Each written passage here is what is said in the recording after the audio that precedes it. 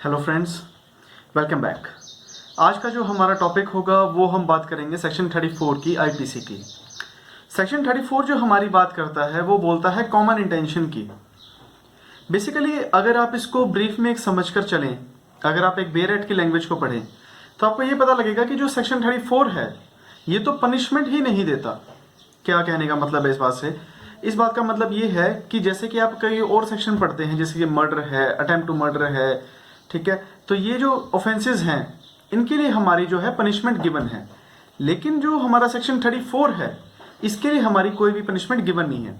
तो इसको शुरू करने से पहले सेक्शन 34 को मैं आपको बताता हूं कि बेसिक प्रिंसिपल्स क्या हैं। हम बेसिक प्रिंसिपल की बात करेंगे क्रिमिनोलॉजी की। तो क्रिमिनोलॉजी का बेसिक प्रिंसिपल जो है वो ये बोलता है कि कोई भी पर्सन अगर वो उसके अंदर एक्टस सीरियस कोई भी ऑफेंस होता है, अगर उसके अंदर एक्टस सीरियस और मेंस रिया ये दोनों होने बहुत जरूरी हैं। अगर ये दोनों होंगे तो ही वो एक ऑफेंस कंप्लीट होता है। लेकिन इसके अंदर एक बात निकल कर आती है कि कोई पर्सन अगर उसको बैक इन कर रहा है, उसको कोई पीछे से सपोर्ट दे रहा है, वो ऑफेंस तो कर नहीं रहा है लेकिन उसकी सपोर्टिंग है, तो हम उसको छोड़ देंगे क्या? उसको ऑफेंस नहीं होगा वो। अगर कोई इसको प्रोवोक करता है, कोई इसको उकसाता है, कोई इसको वेपन देता है, तो क्या वो ऑफेंस नहीं है? लेकिन वो भी ऑफेंस है जिसके लिए कि हमारा सेक्शन 34 ये हमारा आज बात करता है। तो इसके लिए बेसिकली हमारा एक बात निकल कर आती है इसमें से कि इसमें ये जो पॉइंट्स हैं ये एक एक्सेप्शंस हैं। इसकी एक्सेप्शंस कैसे? क्योंकि ये हमारी बेसिक क्रिमिनोलॉजी से, बेसिक क्रिमिनल के कॉन्सेप्ट से ये अलग निकलते हैं, जिसके लिए कि हमारे 4 बेसिस हैं। सबसे पहला जो है हमारा वो है कॉमन इंटेंशन का, जो कि सबसे पहले सेक्शन 34 बात करता है। फिर उसके बाद आता है अबेटमेंट का 107। उसके बाद आता है कॉमन ऑब्जेक्ट का, जिसके लिए सेक्शन 141 टू 149 और कंटिन्यूइंग उसमें वो भी बात करते हैं। तो फिर उसके बाद हमारा अगला सेक्शन आता है लॉ ऑफ कॉन्स्पिरेसी का, जिसके लिए कि हमारा सेक्शन 120A बात करता है, जिसके पनिशमेंट 120B में है। तो ये जो हमारे पॉइंट्स हैं, ये जो 4 सेट्स हैं, इसको डील करने के लिए सबसे पहले मैं आपको बताऊंगा सेक्शन 34 की। ये मैंने आपको 4 इसलिए बता दिए क्योंकि ये आपकी एक्सेप्शंस हैं। आप इसको नोट कर लीजिएगा कि जो 4 एक्सेप्शंस हैं यही एक हमारी बेस है कि जो कि हमारा बेसिक क्रिमिनोलॉजी से अलग निकलती हैं। चलिए इसको हम सेक्शन 34 को अब स्टार्ट करते हैं। सेक्शन 34 स्टार्ट करने के लिए जो कि मैंने आपको स्टार्टिंग में बताया इंट्रोडक्शन में कि इसके अंदर पनिशमेंट गिवन नहीं है। तो पनिशमेंट गिवन नहीं है तो पनिशमेंट का मतलब अगर गिवन नहीं है तो पनिशमेंट में क्या क्या होने चाहिए, इंग्रेडिएंट्स क्या है पनिशमेंट के, सबसे पहले हम उनकी बात करते हैं। कुछ पॉइंट्स हैं उसके, वो मैं आपको बताता हूं। सबसे पहला जो पॉइंट है पनिशमेंट का कि उसकी नेचर डिफाइन होगी, उसकी मैक्सिमम लिमिट डिफाइन होगी पनिशमेंट की। दूसरा, कॉग्निजेबल है या नॉन कॉग्निजेबल है, ये चीज बताई जाएगी। बेलेबल है, नॉन बेलेबल है, कंपाउंडेबल, नॉन कंपाउंडेबल, सिंपल या रिगरस, अगर ये गिवन नहीं है तो वो डिस्क्रिशन होगी कोर्ट की। अगर वो सिंपल या रिगरस गिवन नहीं है तो वो कोर्ट की डिस्क्रिशन होगी वहां पर। फिर उसके बाद हमारा लास्ट आता है कि competency of the court. Competency of the court भी हमारा पनिशमेंट के अंदर होता है सेक्शन के अंदर कि कौन सी कोर्ट उसके अंदर ट्राई करेगी। तो ये थी हमारी सेक्शन 34 के अंदर एक पनिशमेंट ना होने की वजह से एक पनिशमेंट होने के ग्राउंड्स क्या होते हैं वो मैंने आपको बता दिए।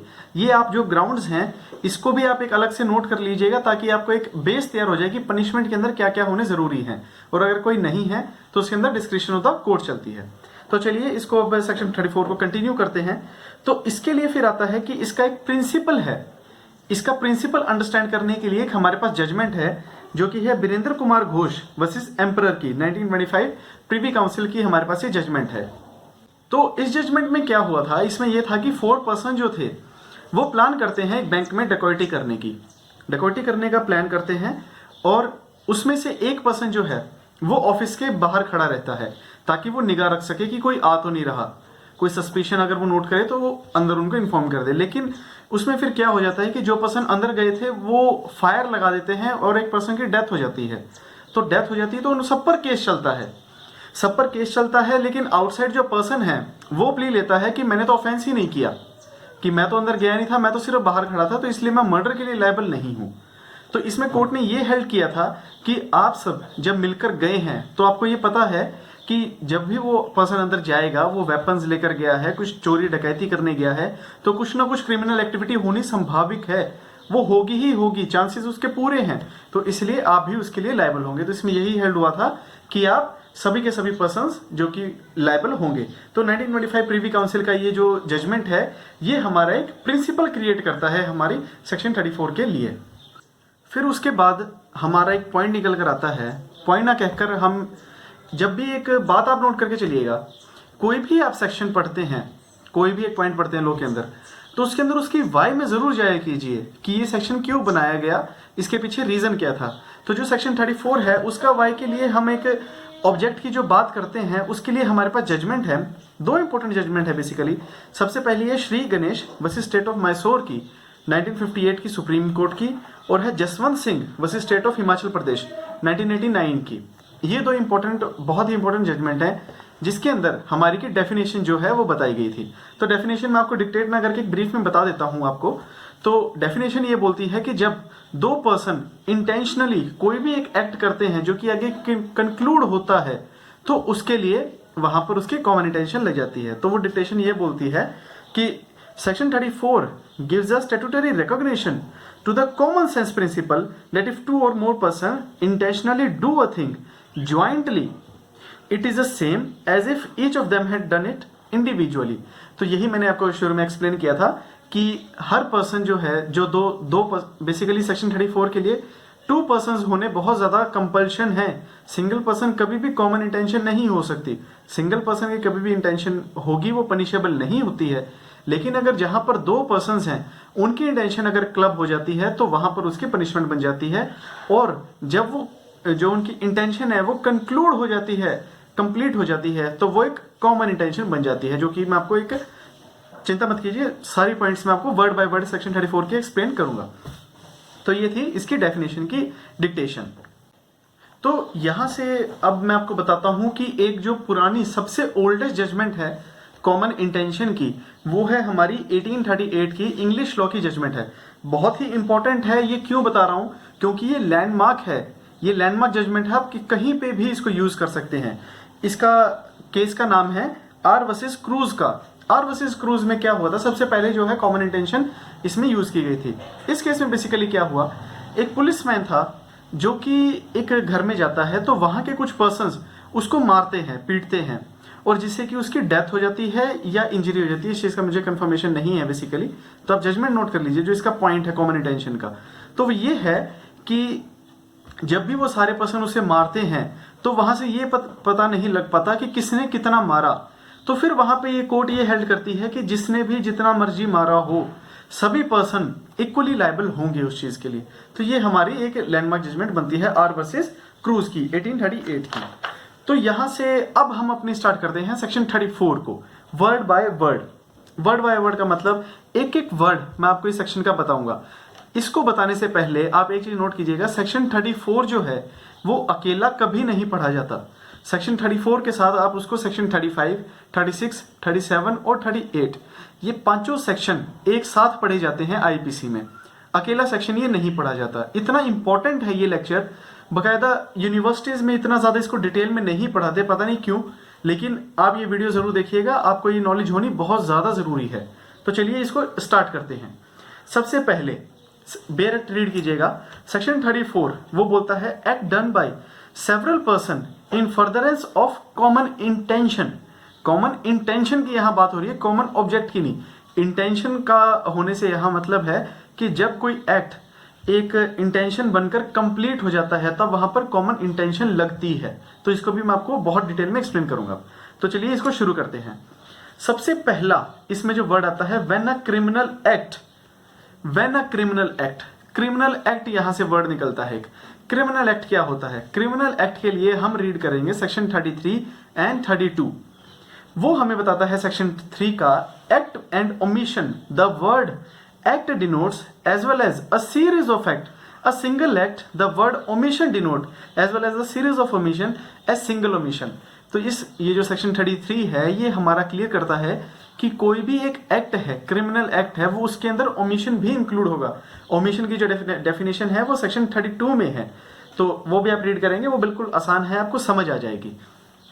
मैं आपको इसलिए एक्सप्लेन नहीं कर रहा हूं सेक्शन 32 क्योंकि वीडियो बहुत ही लंबी होने वाली है, क्योंकि वीडियो को मैं शॉर्ट से शॉर्ट बनाना चाहता हूं बट मैं आपके लिए पूरी ट्राई करता हूँ कि शॉर्ट वीडियो बना सकूँ, लेकिन फिर भी एक एक सेक्शन पर मेरे पास मटेरियल इतना ज़्यादा है आपको बताने के लिए कि मैं कोई भी पॉइंट स्किप नहीं कर सकता।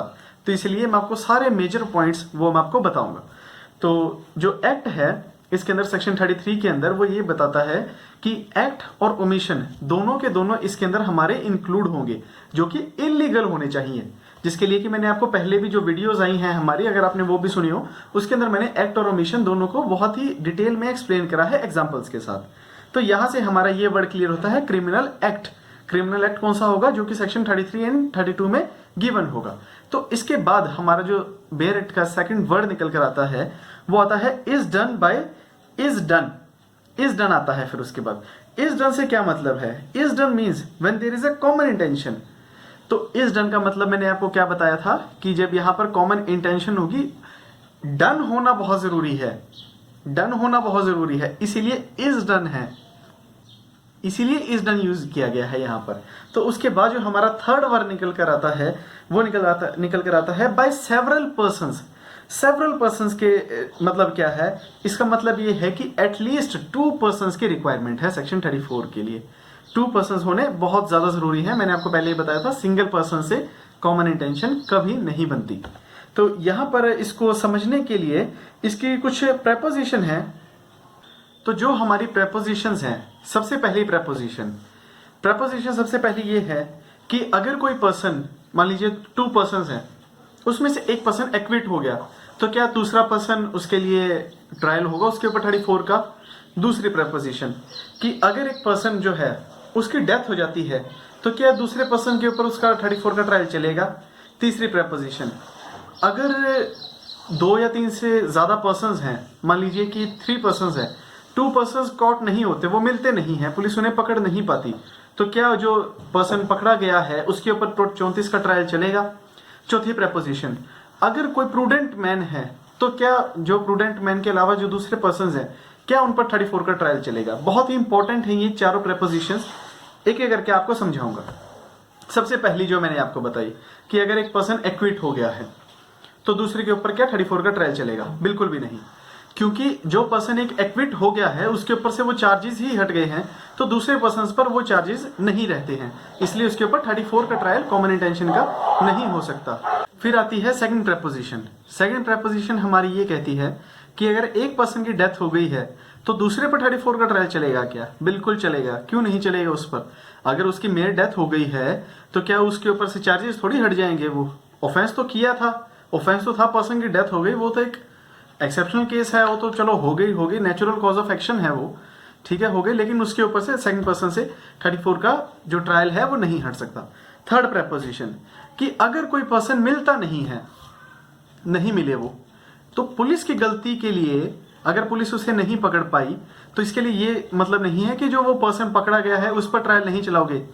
पर्सन तो थे वो, ऑफेंस तो उन्होंने मिलकर किया था, पकड़े गए नहीं पकड़े गए वो एक बात अलग है, लेकिन ऑफेंस हुआ था, कॉमन इंटेंशन में था, तो उसके ऊपर 34 का ट्रायल चलेगा। और दूसरी बात फिर उसके बाद हमारी आती है फोर्थ पॉइंट। फोर्थ प्रेपोजिशन क्या बोलती है? Prudent man.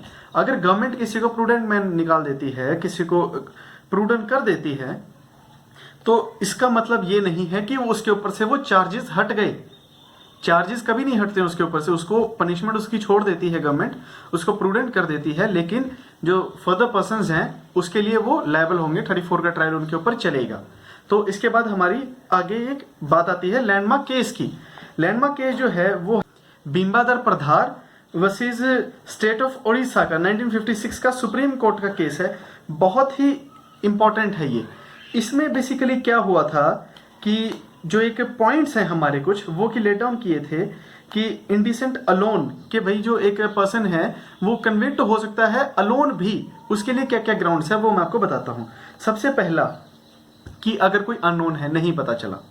दूसरा, किसी की डेथ हो गई, जो कि मैंने आपको प्रेपोजिशन में बताया। तीसरा, कॉट नहीं हुआ, third proposition. Fourth point, was prudent, fourth हमारे पास ये फोर्थ प्रेपोजिशन, थर्ड प्रेपोजिशन। और लास्ट पॉइंट आता है was immuned because of the constitution provision.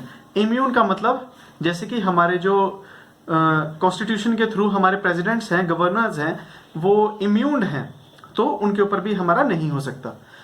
फिर बेयर एक्ट में हमारा एक और आगे वर्ड है, वो बोलता है, कंटिन्यू करते हैं, इन furtherance of common intention.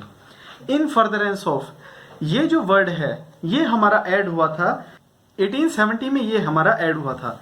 Basically इसके लिए एक केस हुआ था, वो केस है गोराचंद गोपा का, बहुत ही इंपॉर्टेंट केस है। इसमें क्या हुआ था कि जहां पर जज पिकॉक बेंज ने, उसने ये बोला था कि ये जो वर्ड है इन फर्दरेंस ऑफ, ये ऐड करना बहुत ही ज्यादा जरूरी है।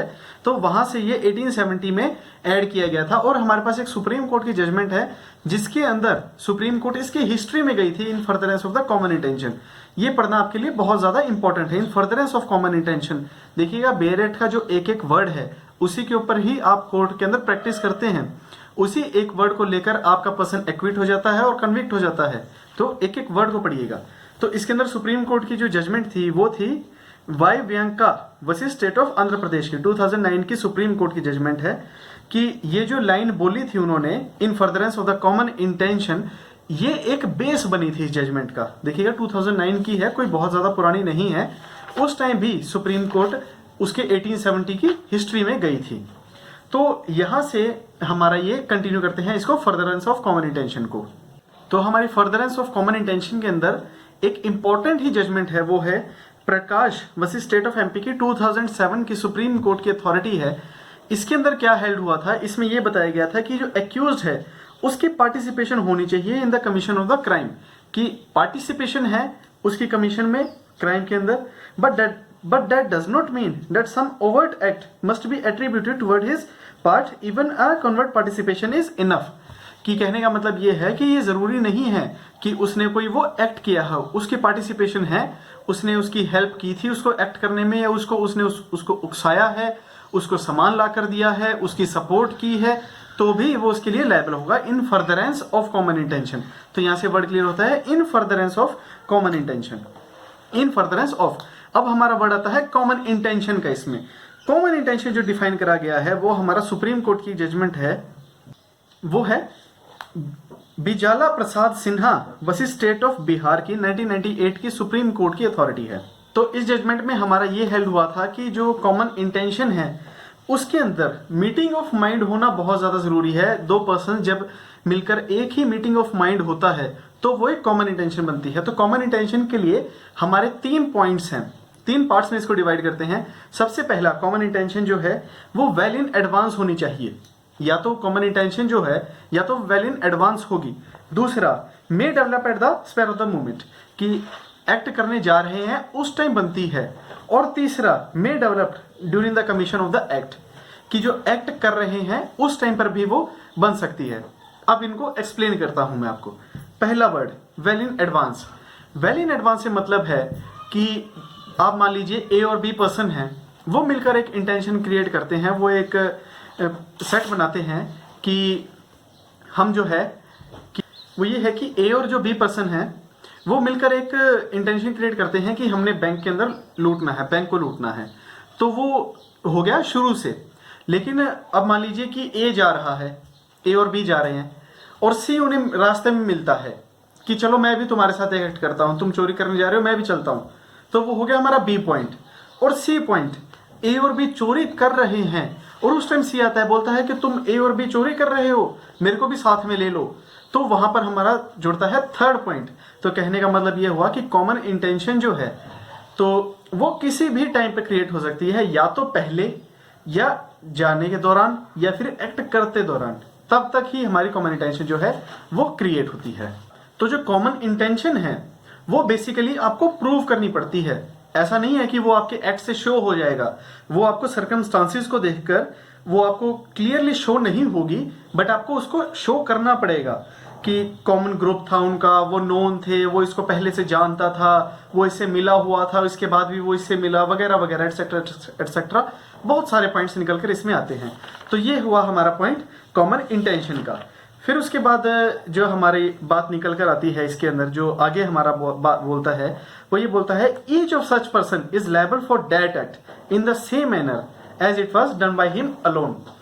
तो यहां से हमारा जो सेक्शन 34 है वो कंक्लूड हो जाता है, कंप्लीट हो जाता है ये बोलकर कि जो पर्सन अगर ग्रुप में कोई एक्ट करते हैं तो वो लायबल किस फॉर्म में होगा?